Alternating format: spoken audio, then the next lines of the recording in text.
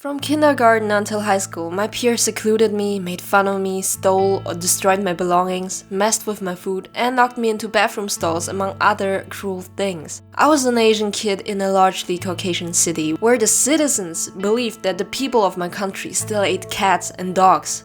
I was different. But being bullied for what I was born as made me feel ashamed of who I was. I tried to seek out help from my teachers, but they would ignore the things that happened. So I chose to endure it instead. To make matters worse, I encountered the worst bully of them all in middle school. The one who almost ruined my entire future. My teacher bully.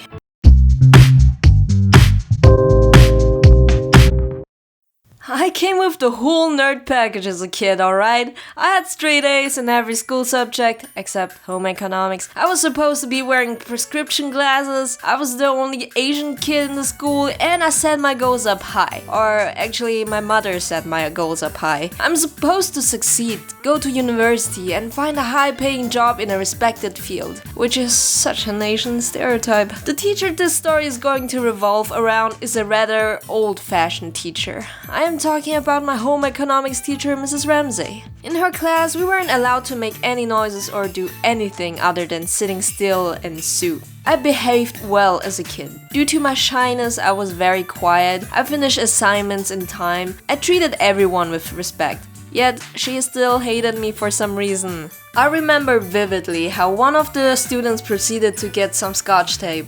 You know, she took a large piece of tape and I thought, wow, that is a lot. As it was my turn to take out some tape, I thought usually I would take a little piece, but I should probably take as much as the person before me. As Mrs. Ramsey didn't say she took too much, so before I take too little, I'll just take the same amount as the girl before me. Hey, how much tape are you going to waste?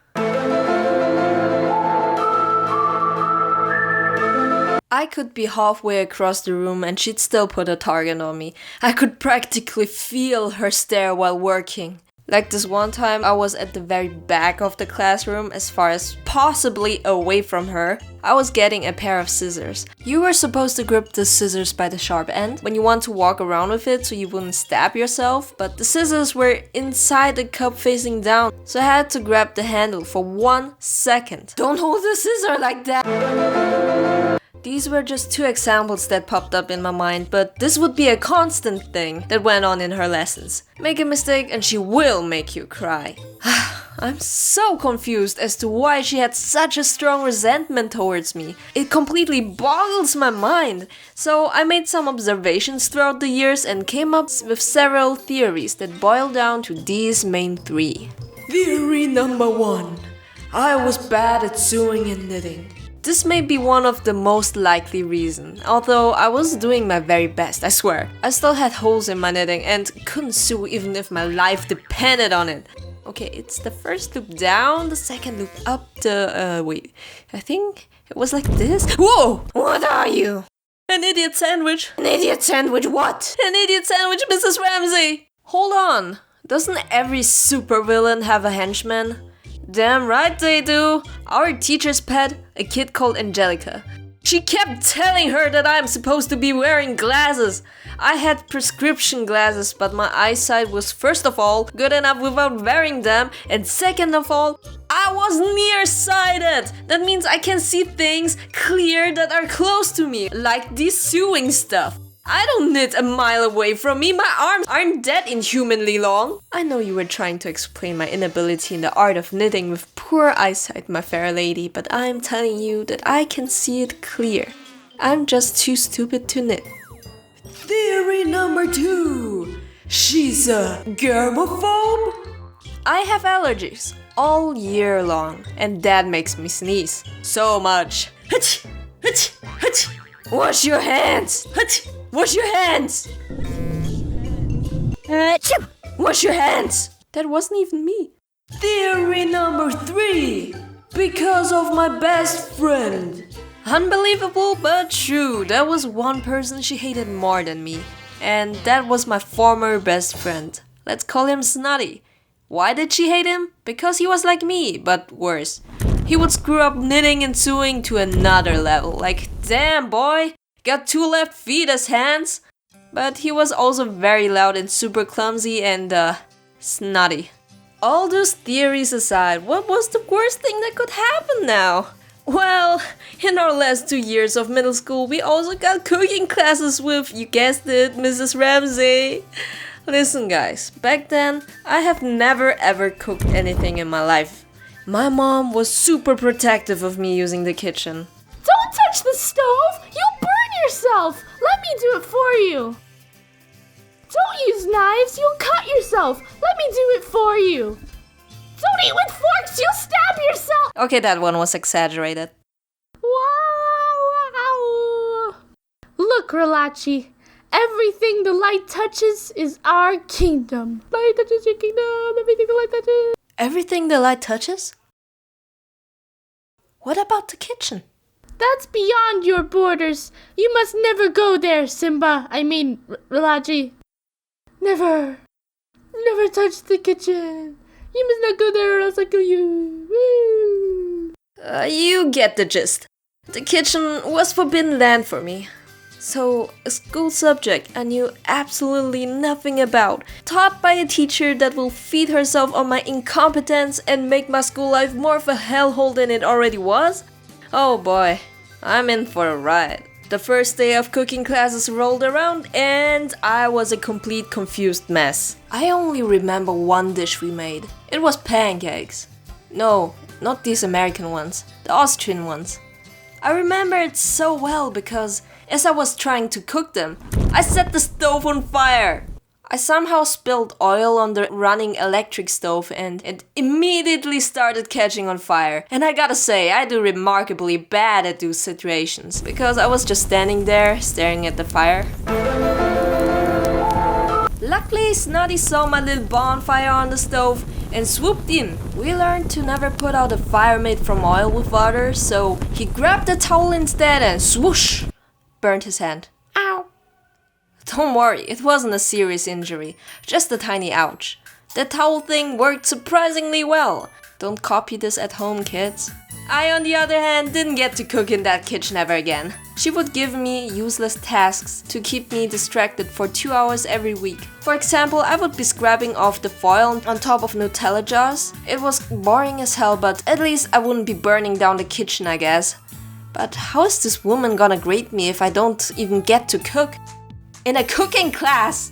Throughout all of those 4 years, she would give me barely passable marks. I was great in every other single school subject, so my school report card every year would read A, D, A, which wasn't too important up until my 3rd year of middle school, because that's when we were supposed to register for our future high school.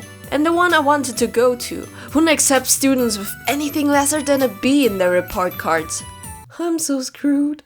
In my country, everything after middle school is optional. Most of my classmates chose to do an apprenticeship.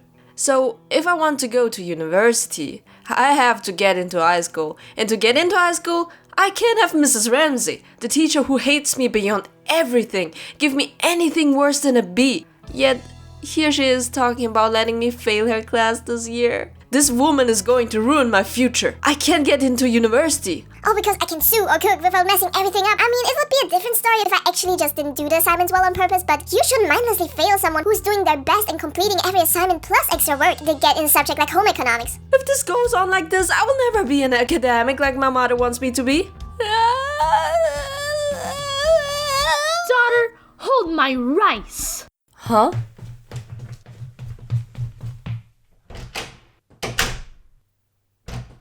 Solved. Huh? My mom went into the school and had a talk with Mrs. Ramsey. After that, Mrs. Ramsey suddenly had a change of heart.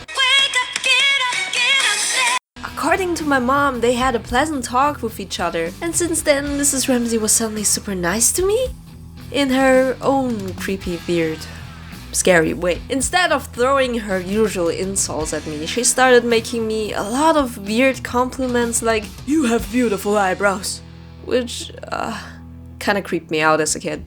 And she also started talking about my mom a lot and asking about her and complimenting her. Just what happened during that talk. But hey, now that she started treating me nicer, I finally have a shot on a better mark. So I worked harder than ever before to get my marks up, since the report card of the last year is the most important one, as it's the one I sent to the high school of my dreams. Mrs. Ramsey gave me the chance of working my way up to a B if I did an extra assignment she gave me. I spent the whole night working on it, impressing Mrs. Ramsey with my craftswomanship the next day. And Mrs. Ramsey was actually impressed with my work and still gave me a barely passable grade in the end. I don't know, maybe she hit her head or something. I guess some habits never change. Getting a D on my report card was devastating. I can't get into high school anymore. Snotty tried to sign up to the high school with the lowest mark being C's and still got rejected. My mom was also starting to stress out about this, but we still tried to sign up to that high school. I mean, what else can we lose? It's the most important step in my education. We gotta at least try. I remember vividly waiting in front of the school's principal office. The secretary would call out names and other would-be students go into the office and get interviewed by the principal himself. Relachi. Huh? That's not the secretary's voice. The principal came out to greet me personally. That's unusual. And he doesn't look scary either. We went on and had our interview in his office. And then... Yes, I can see you being a great addition in the school. But I have a D in my report card. Oh, don't worry about it. We don't even teach home economics in the school. Welcome abroad. Awesome. Even if Mrs. Ramsey's questionable method of teaching and grading almost cost me my chance for a higher education, I didn't let it get to me. I ignored most of her insults in class, I endured her unfair treatments, and most important of all, I didn't let her succeed in bringing me down. Even when the chances looked grim to me back then, I gave it my all in every subject to receive the best grade despite having an almost failing mark on my report card. In the end, no one is born strong, especially when it comes to suffering for parts of you can't control. And I used to be the kid who never could stand up for myself. As the years passed by, I had to learn how to handle the bullying. First I ignored them, which did help partially as they couldn't get any reaction out of me anymore. Later, after I changed schools, I learned to protect myself from people laughing at me. I would be the person making them laugh instead. I turned things around and just had fun being a goofball and make people around me laugh. That was my way, and there are plenty others. What I mean is, don't let the bullies ruin your life and make you give up on yourself. And don't believe that just because right now things might look crappy for you, this is going to be your life forever. It's not. Time passes and people change. There's always something you can look forward to in life. A girl that used to make fun of me in my early school years is now a friend of mine I still meet regularly, 4 years after we graduated. I kept hating my own heritage until much later in my high school years, where I discovered whole new sides of my culture. I met other Asian kids and people who have a great interest and even celebrate my origin.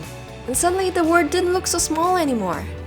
Slowly, I started to accept this side of me, and now I'm proud to be born Asian. All those identities we can't change, they're what makes us unique. School will pass in such a short time, and after that, you don't have to see those suckers ever again. So keep going and be unapologetically yourself. Look, Relachi, everything... Oh, that's bad.